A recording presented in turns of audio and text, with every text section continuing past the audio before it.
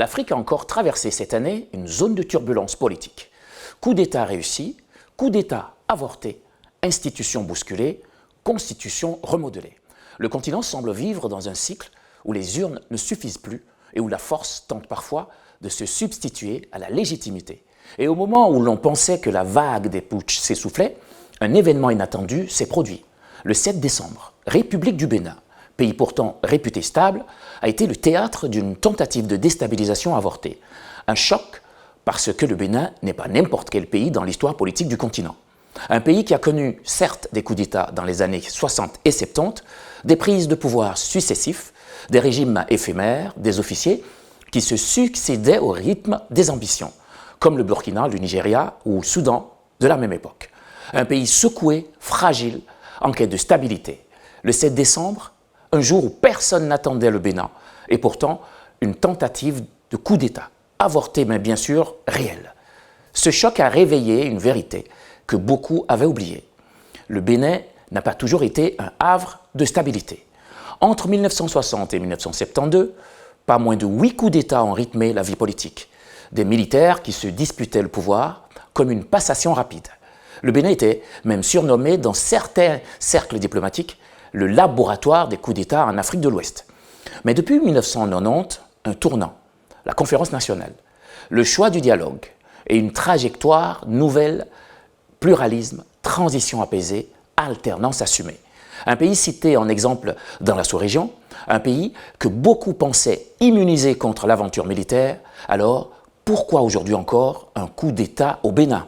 Ou plutôt, pourquoi avoir voulu tenter un coup d'État? La réponse n'est jamais simple, mais elle tient en 3 mots. Colère, verrouillage, frustration.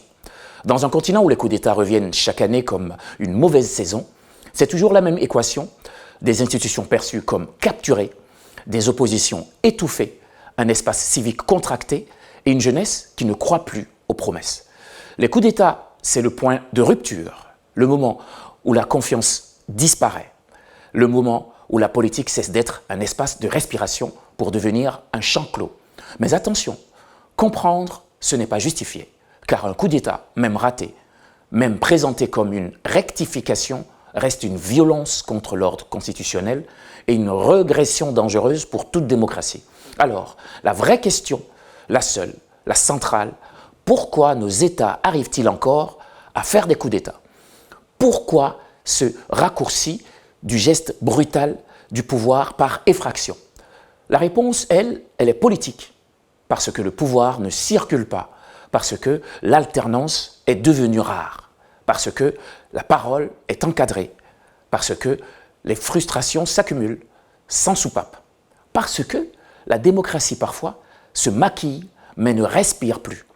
Le Bénin doit rester un pays où l'on débat, pays où l'on renverse, non. Un pays où l'on corrige, pas un pays où l'on casse.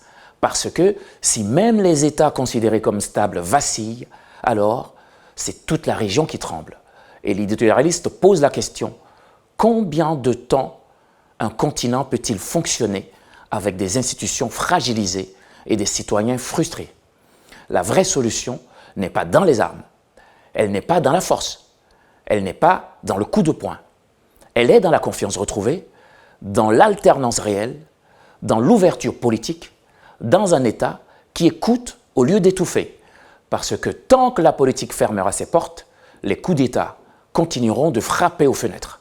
Combien de temps avant qu'on comprenne que la démocratie n'est pas un décor, mais un souffle, et que quand elle s'étouffe, les putschs respirent, et c'est dangereux, très dangereux.